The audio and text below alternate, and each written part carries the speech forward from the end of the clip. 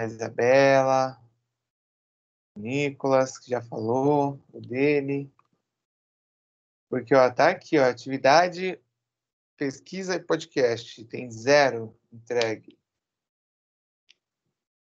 Vou até ver se eu subo um print aí, que muita gente visualizou, mas ninguém sinalizou dificuldade, ninguém sinalizou nada. Meu Deus, tá aqui, ó.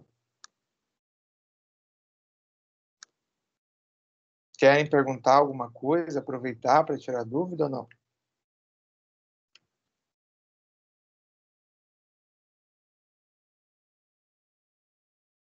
Nada?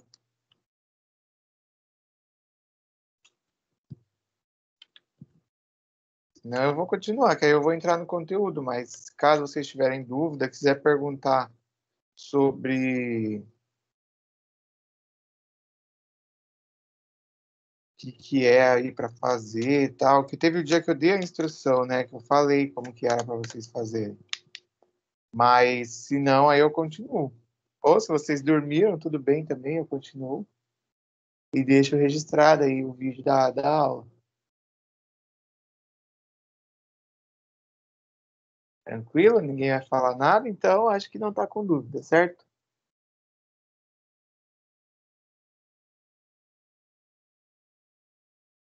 Beleza? Então eu vou continuar. É... Ah, então pode falar. Pode escrever, pode falar.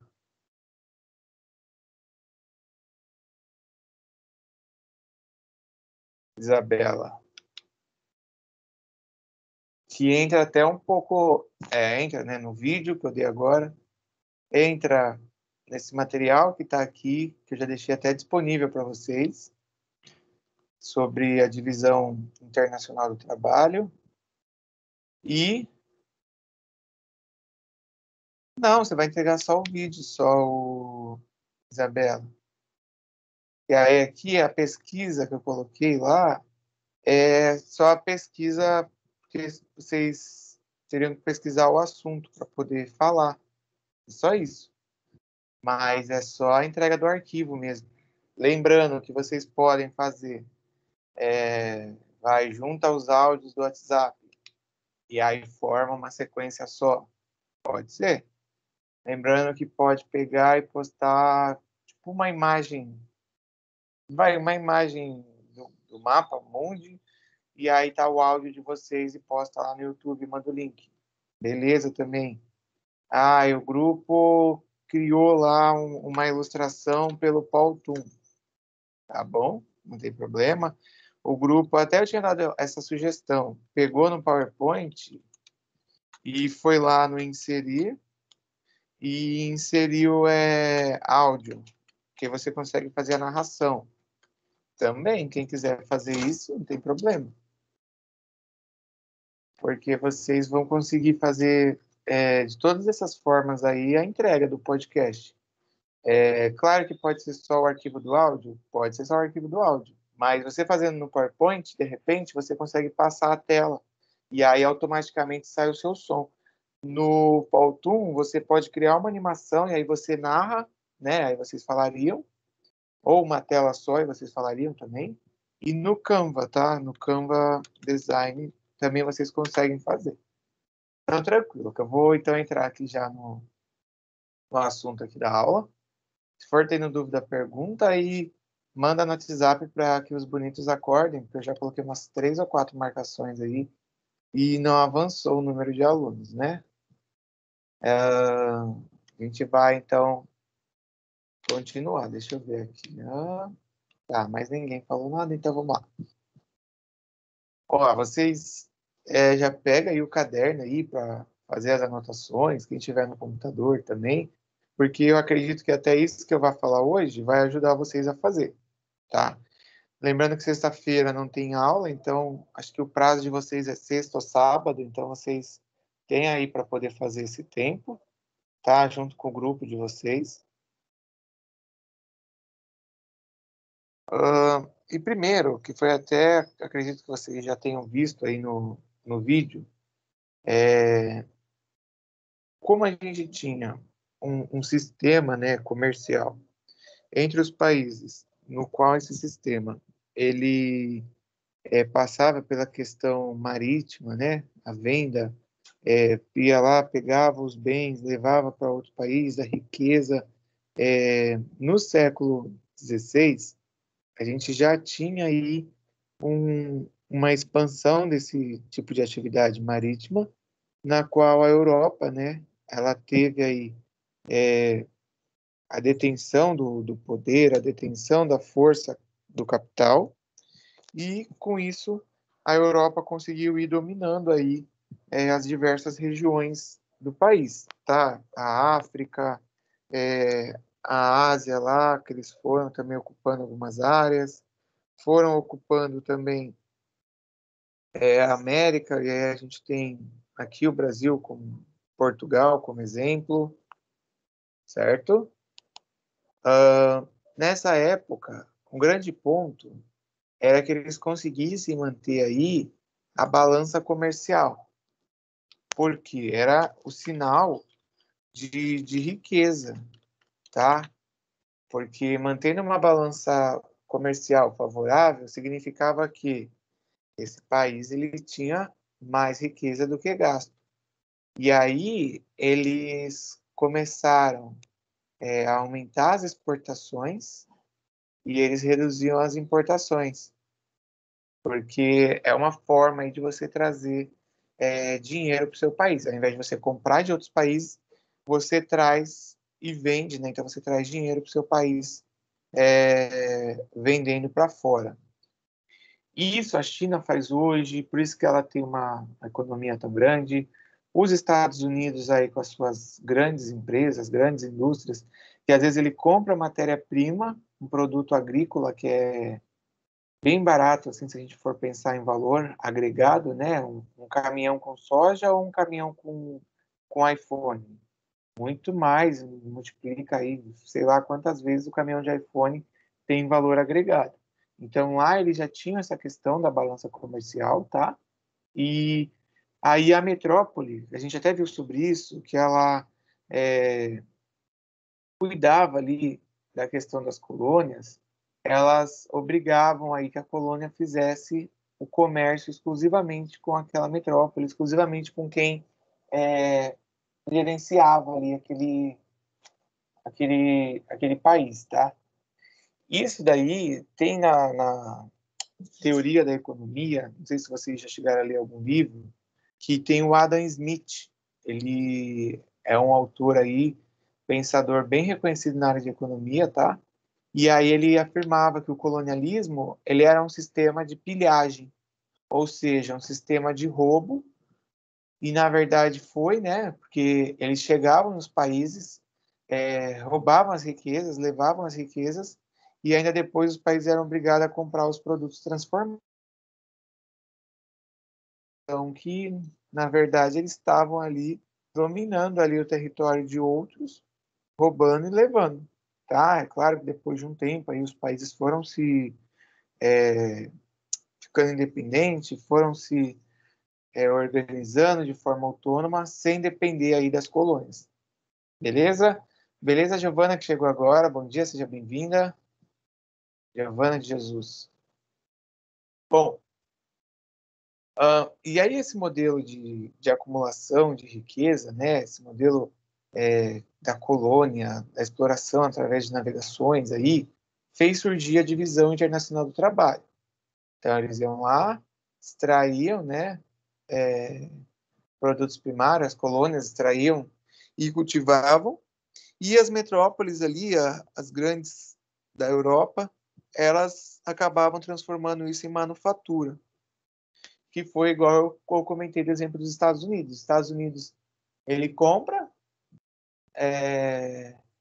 vamos supor, compra algum produto aí agrícola, algo que vai para a indústria farmacêutica. Lá eles vão transformar e vai uma plantinha aí, sei lá, eles vendem por saca ou vende por tonelada, e eles pagam aí um valor baixo agregado, tipo $100. Eles vão vender aqueles $100 que eles pagaram numa coisa, vai passar de $1.000. E aí os países que não têm essa tecnologia ou que não têm esse recurso, eles acabam sendo obrigados, porque precisa daquilo para comprar, para poder, dentro do seu país, aí, também ter um certo desenvolvimento tecnológico, tá? E aí isso foi gerando aí o maior acúmulo de capitais. E no território europeu, a gente já comentou sobre a Revolução Industrial, sobre a globalização, e aí o surgimento da indústria na Inglaterra, até na última aula eu tinha comentado disso, e teve a palestra também, a manufatura aí deles trouxe aí um efeito de maior especialização no trabalho.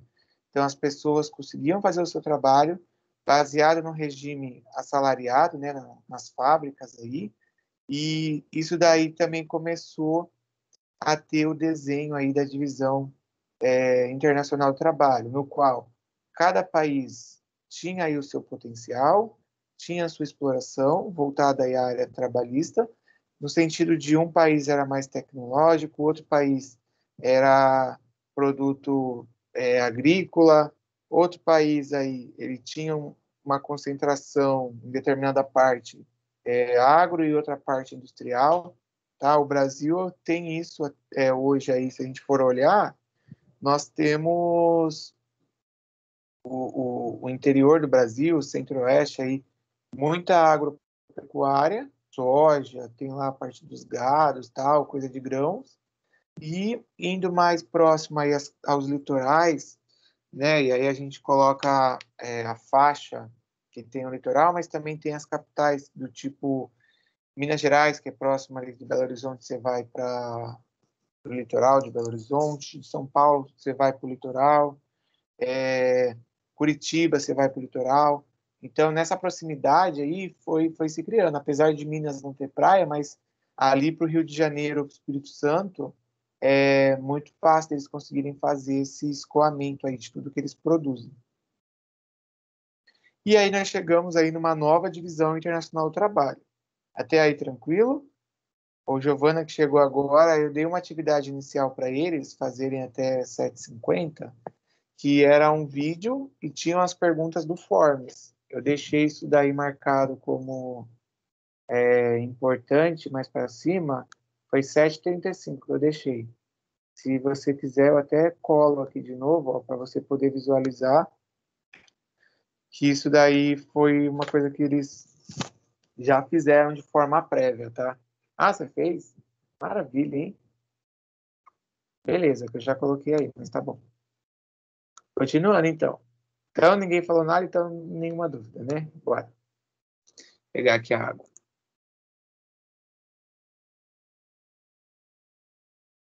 Ó, para a gente entender aí o contexto, toda a situação aí, dessa nova divisão, tá? Até aí do lado direito, tem uma imagem aí de uma fábrica chinesa. Vocês podem perceber que são mulheres apenas trabalhando, tá? E aí, a partir da década de 70, nós tivemos aí a revolução voltada aí à parte de informação, né? A revolução informacional. E muitos países eles passaram a se desenvolver aí, a investir na indústria. Tá? O Brasil, igual a gente já havia comentado, ele teve uma industrialização tardia. Nós ficamos aí para uma segunda fase aí dessa revolução industrial, tá? Primeiro foi lá a Inglaterra, os países ali da Europa, e aí depois outros países foram se industrializando, como o Brasil, o México, a Argentina, Taiwan, a Coreia também, Coreia do Sul, e aí Singapura, Hong Kong, a própria China mesmo, que hoje tem um forte apelo industrial aí, eles demoraram um pouco para se industrializar.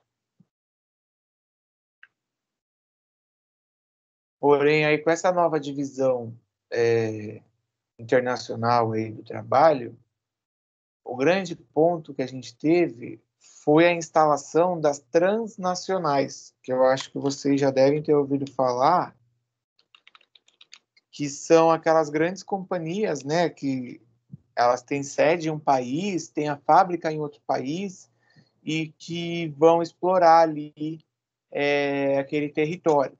No sentido que as economias de determinados países, elas basicamente viviam aí de coisas rurais, agrárias, e aí não tinha uma legislação forte, questão trabalhista, questão tributária, e aí essas transnacionais foram até lá e foram se instalando. Tá? Elas se instalaram, diminuindo, né, o custo de produção, é claro que eles vão maximizar sempre o lucro, tá? E aí isso acabou gerando aí essa divisão internacional. E aí se a gente pega e olha qualquer produto aí que a gente tem aquele famoso made in, né? Ó, por exemplo, esse meu mouse sem fio aqui, que é mouse e teclado, foi fabricado na China. Às vezes tem coisa que você olha e tá lá, fabricado em Taiwan, Hong Kong. Porque é uma legislação mais barata, as indústrias, né, essas transnacionais, preferem se instalar lá, produz, porém, claro, né, o lucro, a riqueza fica com a empresa matriz lá, que geralmente está na Europa, está nos Estados Unidos. A gente daqui a pouco tem um quadro aí que eu vou passar que vocês vão ver sobre isso. E aí a nova divisão, eu vou comentar sobre ela, que nós temos três cenários. Os industrializados centrais, que são aqueles principais, com uma indústria mais forte, cunho tecnológico, os semiperiféricos, a gente pode até colocar os BRICS aí nessa situação, e nós temos também o com fraca industrialização, ou os países chamados aí periféricos, tá? Se vocês forem tendo dúvida, sinaliza. Ó, os países industrializados centrais, que são com a industrialização mais antiga, né, que a gente tem, eles estão ligados aí com a alta tecnologia. Então, a gente pode ver, por exemplo, Estados Unidos, que tem lá o Vale do Silício, com muita empresa voltada aí à área tecnológica.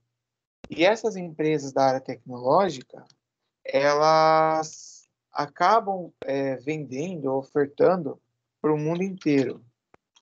E aí está concentrado lá, porque foi algo que teve um desenvolvimento dessa tecnologia, outras também aí na Europa, Alemanha, França, o Reino Unido ali, a Itália, Milão lá, tem muita parte industrial, na Holanda, Bélgica, e vai indo, né? Suíça, o Japão na Ásia aí aparece como um país industrializado central, com muita tecnologia, e também a gente tem o Canadá, tá? Então, os principais polos aí estão nesses países, as transnacionais aí geralmente têm como sede esses países também, tá? Porque a gente vem de um reflexo daquele momento da primeira industrialização e aí de como esse país teve o seu crescimento, o seu desenvolvimento.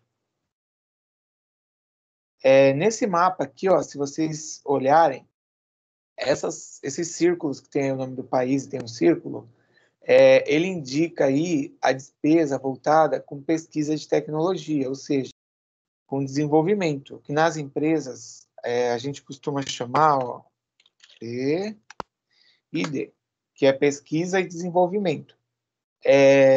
Se vocês olharem a quantidade de valor, né, relacionada ao PIB, tá? A cor aí que está ligado a cada país é relacionada ao PIB, que é o Produto Interno Bruto. E a gente olhar no círculo que mostra a despesa em bilhões de dólares, por exemplo, na América do Sul, com expressão aí, né, com representatividade, só aparece o Brasil. Nos Estados Unidos, ali, se você olhar mais subindo na América do Norte, os Estados Unidos ele já tem um investimento muito maior do seu PIB na área de pesquisa, na área de desenvolvimento. México aí tem um pouco menos que o Brasil, tá? Mas o México e o Brasil, dos países até que são subdesenvolvidos aí, eles acabam concorrendo em muita coisa, principalmente na indústria automobilística, tá? Na África toda, a gente tem só a África do Sul ali com uma representatividade aí boa, até porque aquilo que eu falei dos BRICS, né? A gente tem o Brasil, a África do Sul, a Rússia, a China, a Índia. Se vocês olharem mais lá para cima, onde tem a Rússia tem aí um investimento bom relacionado ao seu PIB, tá? Até melhor que o Brasil. E aí, só que em bilhões ali de reais, o Brasil ainda tem um pouquinho a mais. E aí na Europa, se você olha aí mais à esquerda, né? A Rússia está mais para o Oriente, mas se você olha mais à esquerda ali no miolo da Europa, você começa a ver lá os países que possuem aí grande investimento na parte do seu PIB e em bilhões de dólares, tá? E aí uma outra característica que a gente tem é ali embaixo o Japão, na direita, e a Austrália, que eu ia comentar, que a Austrália, aí, apesar dela não estar, né, na parte norte do hemisfério aí, mas ela é um país que tem um bom desenvolvimento aí ligado economicamente. Vou passar, ninguém falou nada, viu aí o mapa que eu coloquei, né? Então, ó, a gente viu os centrais, que são os países que foram os primeiros aí a serem desenvolvidos, tá? Esse mapa aí com a análise do quanto que eles investem em pesquisa e desenvolvimento. E aí a gente tem agora o cenário dos países industrializados, que são aí os semiperiféricos. Os semiperiféricos, eles têm uma economia com diversificação, eles são países que eles não têm tanta representação em produtos industrializados. Pode ocorrer que tenha exportação mais ligada aí à agricultura, tá? Outros são commodities que a gente chama, quer falar outros produtos. Geralmente a gente chama de commodities. Todo mundo sabe que são commodities ou não? Sim, não? Ninguém? Alguém sabe? Sabe, Nicole? Sabe, Isabela? Nicolas? Nada? Tudo bem, vai, eu vou falar. Commodities são os produtos que a gente costuma chamar, que é o produto in natura, tá? Como assim produto in natura? São produtos que são para matéria-prima. Então, tipo, a gente tem os produtos da agricultura, e tem commodity que chama a granel. A granel é o quê? Você vê um caminhão, não sei se vocês já viram isso em Santos, um caminhão que aí ele está indo e de repente passa numa lombada tal, ou nas ruas mais buracadas e está caindo uns grãozinhos. Por quê? É commodity a granel ali, que vai o grão ali, né? Carrega o caminhão.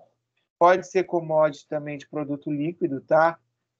Santos tem, não sei se vocês já viram, o terminal da Citrosuco, que é um terminal que é de suco de laranja, que exporta para o mundo todo. Meu pai, ele trabalha no Porto aí desde 1970 e lá. E ele sempre, eu lembro quando era pequeno, ele trazia suco de lá. Era um suco bem concentrado, diferente do que você vai tomar numa lanchonete, onde você vai no mercado comprar aqueles sucos de laranja que vende como natural já pronto, tá? É um suco bem concentrado. Eu acho que eu só tomei um suco desse no navio, mas de resto, assim, difícil de encontrar aqui no mercado nacional. Talvez eu acho que no Pão de Açúcar deva vender, porque o Pão de Açúcar vende muito produto que é exportado, né? E aí a commodity, esses países também, eles também acabam mandando. Então a gente tem aí o Brasil, você pode olhar quando saem as notícias, que aí tá assim, geralmente a indústria tem um recuo, o setor de comércio teve um recuo ou uma diminuição, e teve um grande aumento na agricultura, porque o Brasil continua vendendo produtos nesse tipo. Claro que o petróleo, a gente tem, o Brasil ainda faz até a questão de exportação, mas a gente tem também aqui a tecnologia do petróleo, mas ele também é considerado aí uma commodity, tá? E aí essas mercadorias elas são mandadas. E aí esses países considerados semiperiféricos, A gente tem a Austrália, lá da Europa, ó, Portugal, Espanha, que também, apesar de estar no meio lá da Europa, ali naquela parte mais central, eles também são considerados por conta aí da diversificação. Vai muito da questão de tecnologia, tá? Para eles passarem para países centrais. A Grécia, a Polônia, e aí a gente tem ó, a Nova Zelândia também, que ela apresenta uma economia boa. Aí vem o BRICS, né? O Brasil, a África do Sul, o México e a Argentina, tá? Porque eles têm produtos aí com baixa ou média tecnologia somente. A Argentina também aí ela acaba tendo alguns produtos ligados aí a commodities. E aí a União Soviética, alguns países que estão ligados lá, eles têm aí como base, né, a indústria bélica, ou seja, a parte de armas, que depois que teve a Guerra Fria e tal, como eles acabaram na época investindo nisso, eles hoje aí são referência. Vocês podem até perceber que em filmes, geralmente está lá, né? Um filme que tem coisa de arma, tal, de espião, aí tem lá um russo, tem um ucraniano, que é o cara das armas lá, o cara que traz armas. Se vocês forem ver naquele filme, naquela série do La Casa de Papel, o cara lá que acho que é não é Moscou, agora eu não lembro bem, Helsinki, que é nome de países de lá, e eles são os caras da arma, porque lá nessa parte da antiga União Soviética, a indústria bélica teve aí um bom desenvolvimento, e também a gente tem os países do Oriente, né, como a China, a Índia, que também apresentam muito a questão da agricultura, mas tem aí, de certa forma, uma tecnologia baixa ou média, que eles acabam mandando, tá? E aí os tigres asiáticos, a Coreia do Sul, Singapura, Taiwan, eles tiveram até um crescimento em itens de alta tecnologia. Se a gente olhar muita empresa hoje de tecnologia, ela tem lá, né, a sua sede na Coreia do Sul, tá? No setor de tecnologia de informática, de celular, mas ainda eles possuem aí a característica como um país semi-periférico, tá? E esses países aí da Ásia e dos tigres asiáticos, se a gente olhar até os últimos ali, que é a Malásia, Indonésia, Filipinas, aí, Vietnã e Tailândia, a mão de obra é muito baixa. E aí é fácil, porque as empresas vão se instalam lá e eles acabam tendo, de certa forma, um poder sobre aquele país e acabam explorando aí essa mão de obra. Algo que no Brasil a gente tem a questão do sindicato, a gente tem a questão de leis trabalhistas, e aí há toda uma briga aí de político por querer fazer essa desburocratização, de tirar algumas coisas. A gente teve aí há pouco tempo no governo Temer algumas mudanças, tá? Que permitiam que o empregador ali, o patrão, ele fizesse aí a contratação de uma forma mais flexível e tudo isso para poder, conforme o argumento deles, de gerar maior riqueza e maior emprego aqui para o país. Tranquilo? É, eu ia comentar alguma coisa além disso, dessa parte aqui do Brasil. Se eu lembrar que daqui a pouco eu volto, porque a gente tem um cenário um pouco diferente aí dos países. Ah, eu lembrei.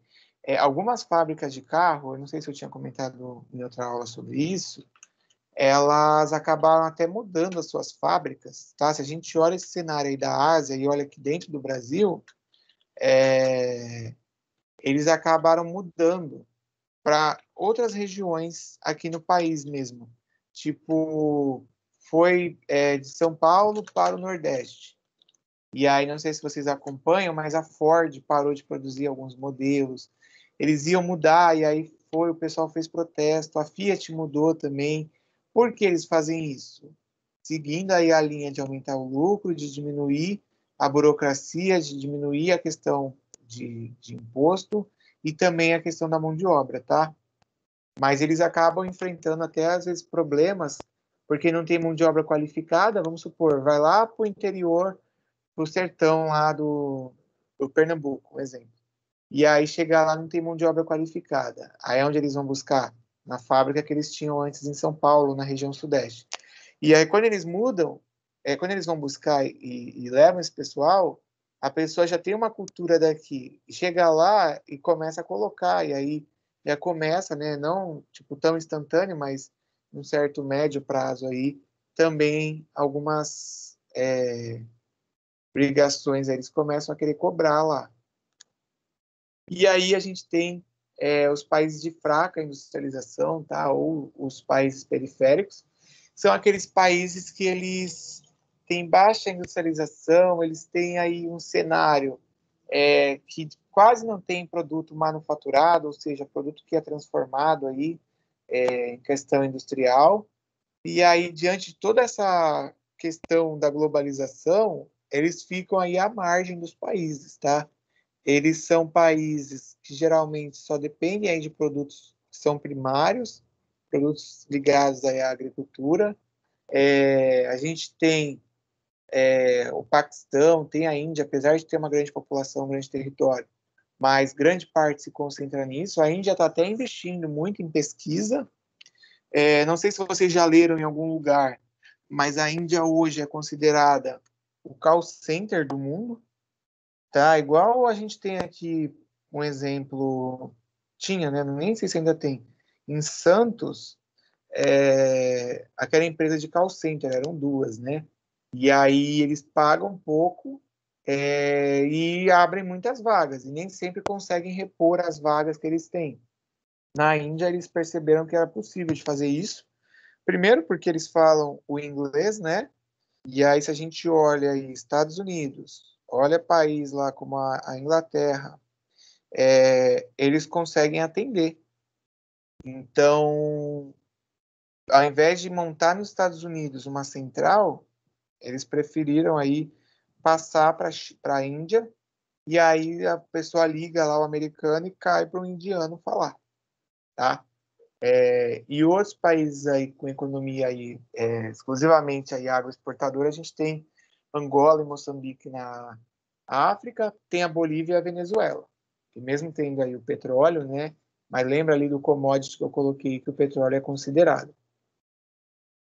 Ó, aqui nesse mapa a gente consegue até visualizar a estrutura aí ligada à exportação de cada um dos países, desses países.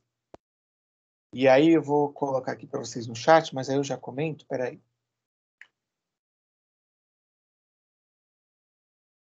Ó, se a gente observa a legenda, tá? Sobre a cor, nós temos aí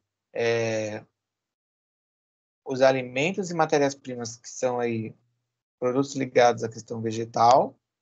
E aí, quanto mais claro, significa aí que o verdinho clarinho, que ele está aí de 20 a 49%, e o mais escuro acima de 75%. Combustível mineral e metal, que seria o lilás, o rosa e o outro rosa mais clarinho, a gente também tem essa comparação. E a manufatura, que são aí os produtos transformados, tá? Produtos industrializados. Se a gente observar os industrializados, a gente vai perceber que a China, os Estados Unidos e a Europa são os países aí com maior índice ou grau de itens de manufatura. Tá? Ó, se você olha o mapa aí, você percebe. Olhando aqui a América do Sul, a gente tem a Argentina muito ligada aí a alimentos e matérias-primas, tá? Ligada à parte de vegetação, assim como o Paraguai. O Chile, o Equador, aí, a Bolívia, está mais próximo aí a combustíveis e a minerais. E aí, quando a gente olha, até a Venezuela que está ali, se você olhar o lilás mais escuro ali, na América do Sul, é ligado à Venezuela aí por questão do petróleo. E aí, a gente olha na África, também a África tem isso, porque existe muita exploração ligada aí a minerais, que foi até o que aconteceu já em outras épocas aí tanto na questão da colônia, tá? Riqueza mineral e também petróleo. A França, quando ela dominou alguns territórios lá na África, ela acabou fazendo essa exploração. Tem indústria hoje ainda francesa que atua nesses territórios da África. E aí, como um todo, a gente tem mais ou menos essa divisão ligada aí à exportação, baseado no que cada país tem hoje como força. Isso pode ser que mude daqui a uns anos? Pode. Só que para ter essa mudança, gente, vocês precisam entender que é igual a Coreia do Sul, né? Foi investindo em tecnologia, foi investindo em qualificação, em educação profissional, foi preparando a população, né, os jovens, para que pudessem atuar em desenvolvimento, foi tendo investimento, e aí a Coreia do Sul ela já apresenta um cenário melhor, ligado aí à tecnologia e essa estrutura aí da exportação que ela tem. Tranquilo? Alguém quer perguntar? Quer falar alguma coisa? Sim, não, beleza. Ninguém fala nada, todos estão quietos. Colocar a música do Lucas Neto para acordar aí a Isabela. Isabela, beleza, Isabela? Tá bom, Nicole, pelo menos você respondeu. Bom, então eu vou passar aqui. É... Cadê? Ó, essa nova divisão, ela teve reflexos aí nos diversos países, tá? Igual eu já fui comentando aqui com vocês. Cada país tem aí aquilo que até o Milton Santos aí, que é um geógrafo, ele é bem referenciado aí na área de geografia, ele coloca quanto à exploração do trabalho e a questão que é o motor, né, da globalização das empresas com competitividade de forma global. O Brasil tem a Petrobras, tem a Vale, tá? A Petrobras atua em outros países, e ele coloca aí o conceito que é a teoria da mais-valia, que isso também na economia é falado, que é a questão da renda através aí da exploração de trabalho. Então, se eu tenho uma indústria ou empresas que são globais e isso gera uma riqueza, pensando aí na questão de globalização, eu tenho aí, de certa forma, no meu país, um índice melhor, tá, de desenvolvimento, um índice melhor de riqueza. Isso, dessa parte da divisão do trabalho, entra muito no neoliberalismo. Eu acredito que vocês já tenham estudado sobre isso, do neoliberalismo. Tem muitas, até quando a gente olha debate, até na última eleição teve isso, debate, coisa de político, tá? Eles começam a discutir a ideologia, e aí tem candidato que fala do neoliberalismo, que precisa dar mais poder para o mercado, para que as empresas possam atuar aí da forma que elas acharem melhor, ao invés do Estado ficar controlando tudo, tá? Então, a gente tem esse cenário, e claro, né, tudo isso, ele compete aí à disputa ou ao desenvolvimento aí que cada empresa conseguirá ter, dependendo da condição que o país der. Porque se eu tenho a minha empresa e eu encontro muita burocracia, eu migro para outro lugar. Tipo, eu sou uma empresa dessas transnacionais. Eu fecho as minhas operações, pego e vou embora para a África, vou embora para a Ásia, onde eu encontro maior facilidade, tá? Aí, de repente, eu posso montar só um polo de distribuição no país. Eu coloquei até um mapa mental aí do neoliberalismo aí. E ainda segundo aí o Milton Santos, né, ele coloca aí que quando as empresas transnacionais elas vêm e se instalam nos países, né, a gente está falando dos reflexos aí da nova DIT nos países, quando elas se instalam, elas acabam de certa forma bagunçando, porque aí tem a migração. Imagina assim, se instalou uma grande indústria e aí as pessoas estavam já acostumadas com uma certa forma de trabalho, de economia, vê uma oportunidade e aí vai e há aquela migração para a região onde está sendo instalada. De novo, a gente corre aquele risco, igual teve no Brasil que eu comentei, de ter a marginalização, de ter aí os subúrbios, de não ter o atendimento a todos, né? E claro que não consegue comportar todos, a questão do emprego, tá? Então, isso daí acaba aí sendo vinculado à questão neoliberal. E também, quando tem essas instalações, a gente tem os lobistas. Eu não lembro se eu já comentei sobre os lobistas. Como vocês estão devagar para responder, né? Eu não vou nem perguntar se sabem o que são lobistas. Tá, ó. Vocês podem ouvir muito sobre isso no Jornal Nacional, se assistirem, né? Claro. Podem ouvir muito disso sobre em jornal, na internet. Carai.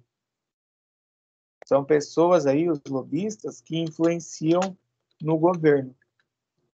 Então, se a gente olhar no Jornal Nacional, tá tendo lá queimada no Pantanal. Ou às vezes tem lá alguma coisa ligada à preservação ambiental. Aí a gente tem o lobby, tem a bancada lá dos ruralistas, do pessoal da agricultura, no qual eles defendem que a terra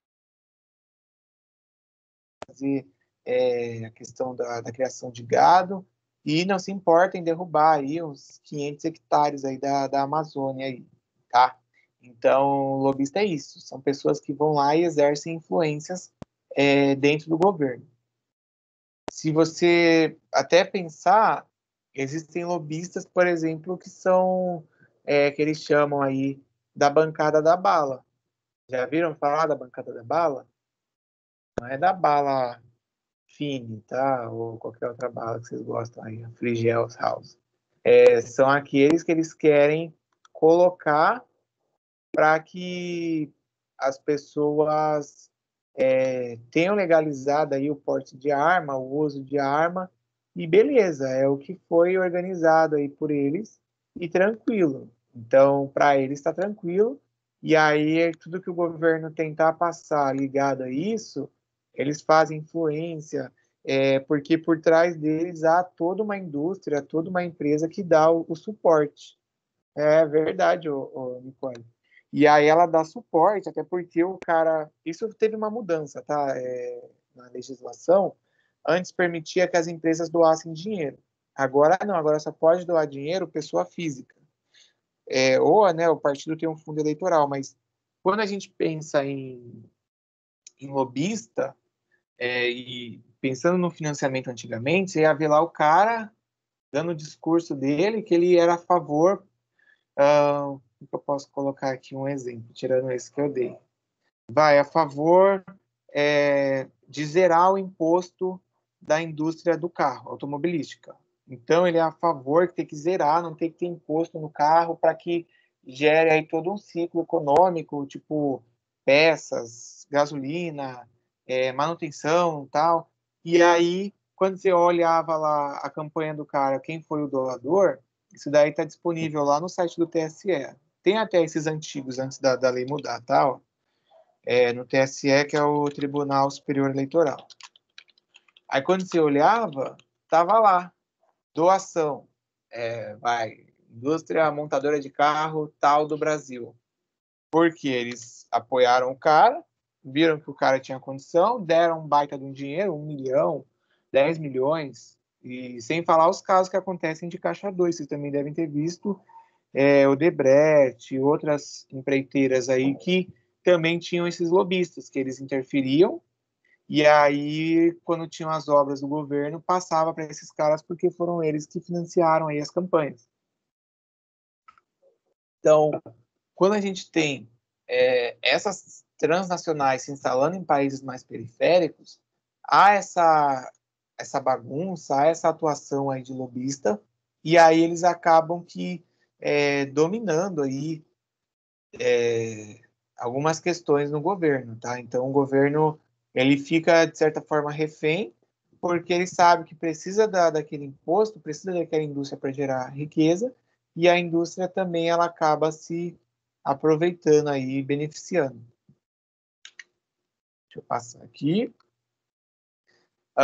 E aí, desses reflexos aí nos territórios, né, que a gente tem, tanto aí com a primeira e a segunda revolução industrial, a Ásia, que ela passou a ser, né, ó, que o centro produtivo no mundo, antes na Ásia, passou a ser o Ocidente, porque teve aí o deslocamento produtivo para a Europa, no qual a gente teve aí, né, depois de 2 guerras, a redução da economia da Inglaterra, da economia britânica, e aí os Estados Unidos passou a ser a potência mundial, e aí eles acabaram concentrando ali a produção.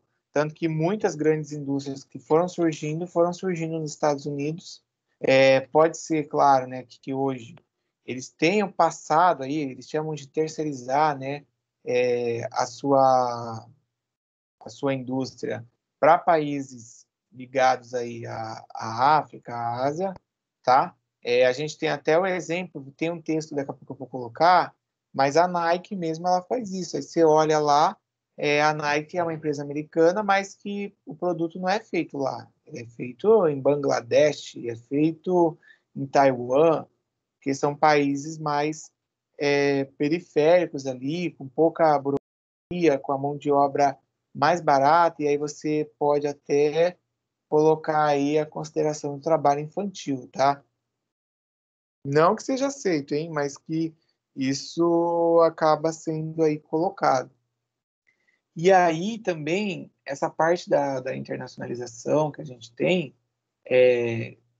teve aí o fim da Guerra Fria, lembrando que a Rússia e Estados Unidos ficavam naquele embate ali, vai, não vai ter guerra, disputa, espionagem, tá? E aí, com o final, né, depois até a questão do socialismo aí, que os países da União Soviética foram sendo dissolvidos e foram migrando aí, fazendo a economia transitória deles, houve aí uma maior competição no mundo aí entre as indústrias, tá? E aí a gente teve esse processo no qual os países menos industrializados sofreram aí esse impacto. Tem indústria até que elas acabam migrando para onde fica mais próximo dela conseguir a matéria-prima. Não sei se vocês já olharam assim, fábrica de refrigerante ou fábrica de cerveja, tem nos rótulos, né? Ou no site. Eles se instalam próximo a onde tem a questão fácil aí acesso à água para poder fazer, a questão da logística de distribuir tudo isso, porque para eles fica melhor. Então, até essa questão da DIT entra muito em economia. Existem, eu não tomo cerveja, eu não vou perguntar para vocês porque vocês são menores de idade, né? Mas existem marcas de cerveja que elas possuem diferenças. O pessoal costuma falar que de uma para outra, e às vezes da mesma indústria, vamos supor, a Skol, a Brahma, ele tem diferença da Brahma que é produzida, eu não sei se tem fábrica aqui em São Paulo, mas vamos supor, no interior de São Paulo, e da Brahma que é produzida lá no Nordeste. Por quê? Tem a diferença da água, todo um reflexo que isso daí acaba impactando na produção. Então, também, quando elas vão se instalar, elas acabam observando esses fatores, tá? Eu sei que eu já fui com os alunos de logística e administração na fábrica da Coca-Cola, acho que tem uns 3 anos aí, 2, 3 anos, e lá a gente acabou vendo esse processo, que eles fazem a captação da água e tal, e o processo produtivo, e aí isso tem também um impacto na hora da escolha, aonde eles vão se instalar. E aí, ó, a gente tem até diante disso, uma questão aí relacionada ao capital, né, nessas empresas, que quando grande parte aí do recurso ele acaba, né, ó, retornando para os países de origem, aquele país onde a empresa está ali instalada, ele não vê tanto. E aí, por isso que quando alguns países começam a colocar algumas exigências, eles acabam perdendo essas indústrias. Do tipo, ó, você vai se instalar aqui, você vai ter que tomar cuidado aí com o rio que tem perto de você, porque você está poluindo o rio. Ó, você vai se instalar aqui, tem aí ações ligadas à responsabilidade social, ó, a cidade onde você se instalou aí, precisa dar uma atenção, precisa dar uma ajuda. Não sei se vocês já viram, bancos fazem isso, as indústrias de Cubatão fazem isso, porque são algumas coisas que, às vezes, em acordo com prefeitura, com o governo federal, eles acabam colocando, tá?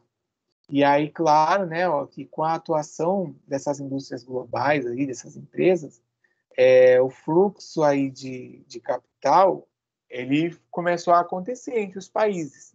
Então, a gente tem, vai aqui no Brasil, a Ford, por exemplo. E aí o dinheiro não é da Ford, o dinheiro não é da Ford do Brasil, o dinheiro é da Ford lá americana. E aí vai mandar. Então, esse capital, ele vai transitar entre os países, mas a riqueza foi gerada aqui, se a gente parar para pensar nessa forma, tá? Ops. Ó, e também a gente tem, além de todo esse impacto aí na política, na questão da economia, na questão social, a gente tem um ponto que praticamente 10 companhias aí do mundo, elas detêm aí as maiorias ou as maiores marcas. Não sei se vocês já observaram isso também, tá? Eu costumo olhar muito, tudo que eu compro assim, eu costumo olhar a questão do rótulo, a questão da embalagem, e aí eu percebo. Teve uma vez que eu fui no mercado, eu tinha visto uma marca nova que eu não conhecia lá, que era de shampoo. Eu falei, nossa, que marca é essa, né? E aí até o preço, ele não tava um preço, tipo, alto, perto aí de outras marcas. Aí quando eu olhei atrás, tava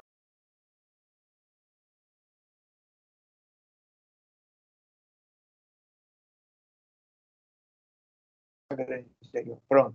A Unilever, ela detém um monte de marca grande no mercado. E aí ela tinha criado mais uma marca.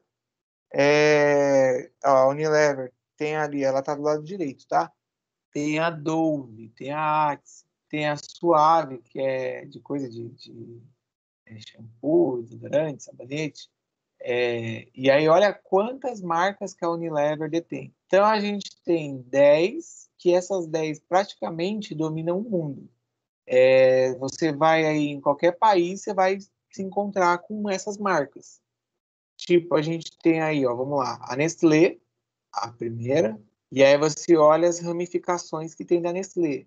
A Nestlé é conhecida aí, né, empresa suíça, não só pelo leite, por produtos alimentícios, mas a Nestlé ela também atua em outras frentes, como a questão produtos para animais, aí tem a Purina, tem que faz a ração para cachorro, para gato, aí tem sorvete da Nestlé, e você vai vendo aí que ela tem várias marcas aí, ó.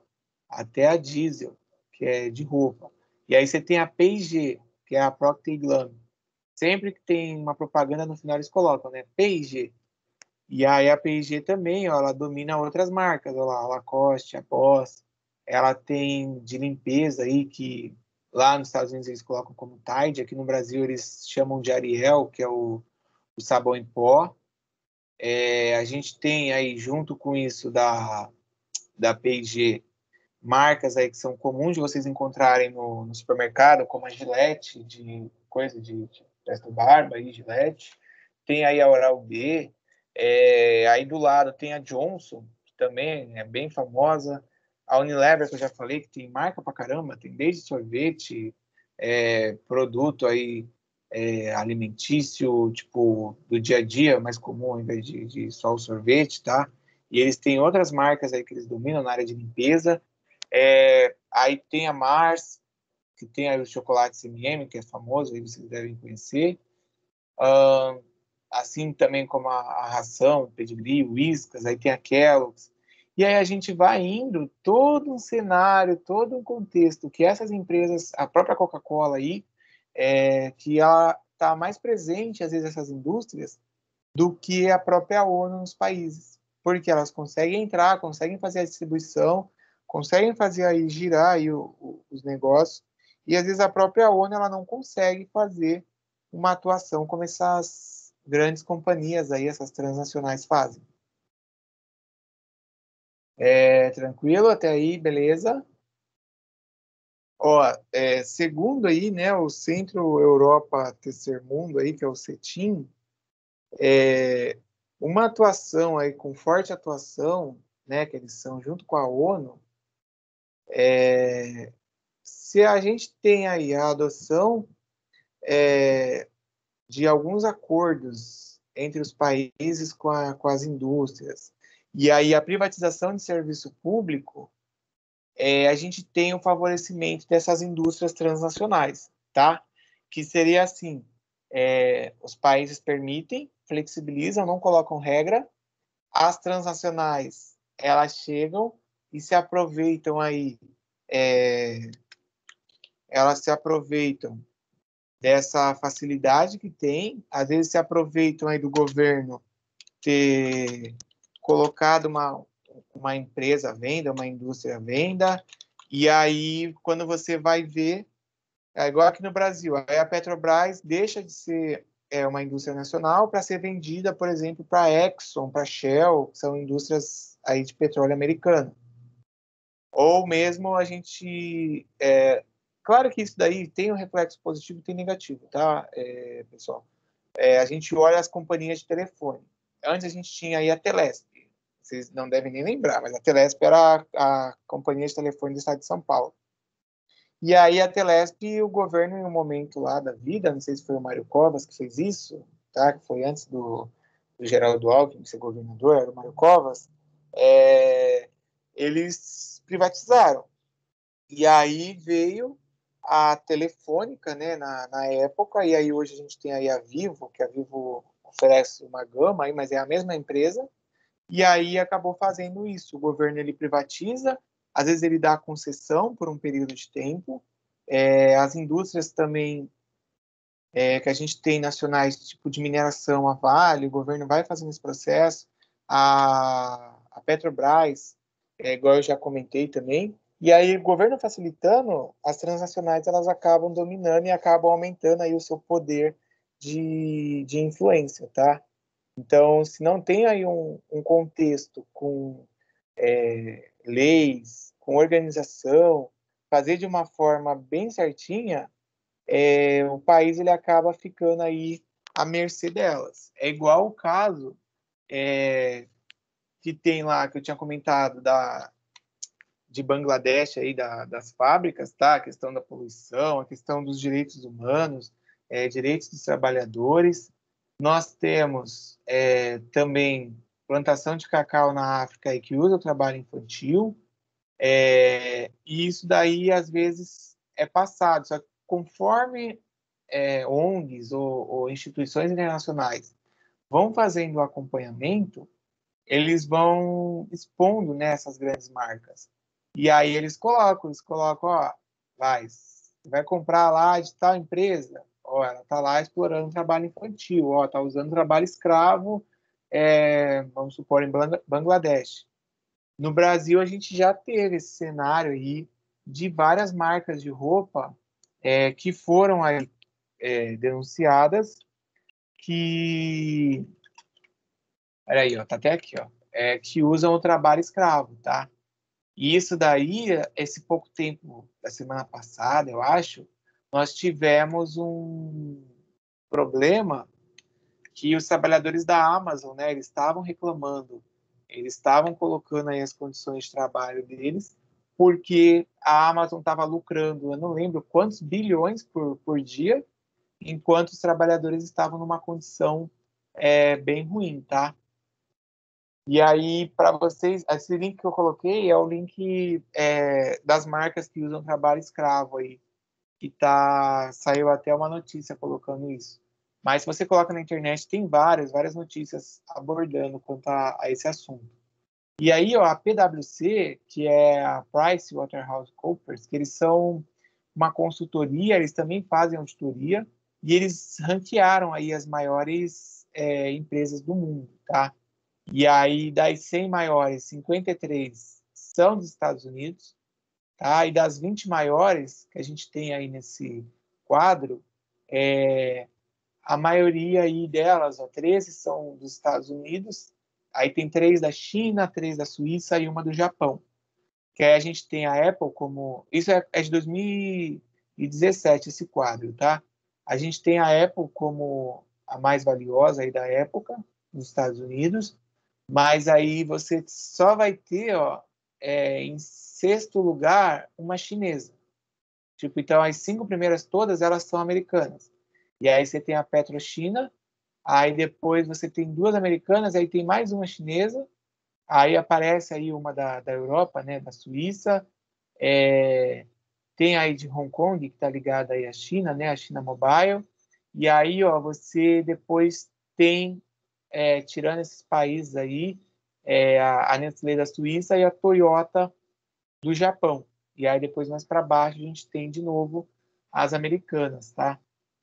Então, como, de novo, a gente comentou isso no começo, teve um reflexo da primeira grande industrialização e aí essas empresas foram se estruturando nesses países, é claro que eles têm aí um diferencial.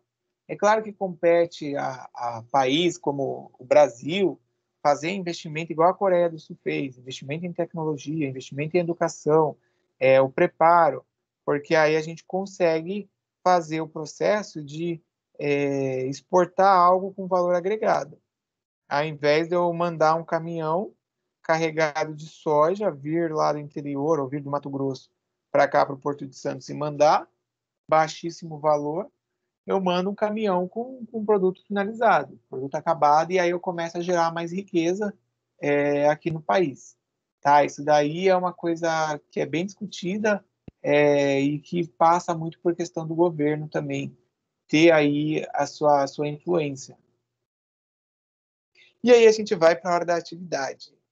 Até aí, beleza? Alguém quer comentar? Alguém quer falar? Porque vocês não falaram nada a aula toda. O Júlio pelo menos respondeu, que eu botei boa tarde, ele botou bom dia. Alguém quer comentar, quer falar? O que aconteceu? Vocês ficaram até tarde jogando e aí vocês se esqueceram? Ou não? Hã? Cadê? Se esqueceram da aula ou ficaram cansados para falar? Jogou coisa, Nicole? Free Fire, Fortnite, sei lá qual é o nome. Menina também joga, né? Mas cara assistindo vídeos de tutorial, de fazer make, essas coisas assim. Aí hoje, ó, a Giovana tá aqui, ó, falou. Boa, Giovana. Como diriam os alunos do ETIM, né? Fé no pai aí que o R sai. Bom, então, ó, o que eu vou fazer? Eu vou abrir a tarefa lá para vocês e aí nós vamos agora aproveitar esse momento para fazer. E o pessoal do, do podcast que entrou primeiro, eu tinha comentado. Não, então, Giovana, Nicole, desculpa. Tem essa do Forms. Essa daqui que está aqui, ó, é da aula, essa atividade. E seria da aula de hoje, mas eu vou abrir ela lá porque eu não abri, tá? O que eu ia falar? Quem entrou primeiro, eu tinha perguntado sobre o podcast. E aí o podcast está lá disponível para vocês poderem fazer. Lembrando que o prazo vai expirar essa semana, tá? E aí tem essa atividade que é referente à aula de hoje, que é o que? Ó, leia o texto, né? E aí depois responda. Você concorda com as informações expostas nesse trecho aí do texto? Que é um texto falando sobre a DIT e a questão da globalização. Tem uma segunda, que é ligada aí ao texto da DIT da Nike, que também está aqui no canal de tarefas de vocês, tá? Mas eu vou colocar isso daí tudo para vocês aqui também, nesses que eu estou soltando aqui, para que vocês possam visualizar. E eu coloquei até um vídeo aí complementar sobre a DIT, que pode ajudar vocês na aula aí, ou até na realização da atividade do podcast, porque, de novo, eu tinha aberto e não tinha nada, estava zerado aqui o negócio do podcast. A atividade que a Nicole está falando, que é a atividade de frequência, eu acho que só tem 8 alunos ou 11 alunos que fizeram. Ó. A Giovana Santana fez. Eu vou mandar aqui para vocês o print de quem fez, para vocês verem. Aproveita agora, se quiser perguntar alguma coisa, pergunta. Ó. Essa atividade que tá, que eu coloquei o print agora é a atividade de frequência. Que nem todos fizeram. E aí depois vai ser aquele desespero, que eu já estou até vendo que tem aluno que não entrou em nenhuma aula, não apareceu, e depois desesperado mandando mensagem porque está com medo do conselho tutelar ir lá e pegar ele, né?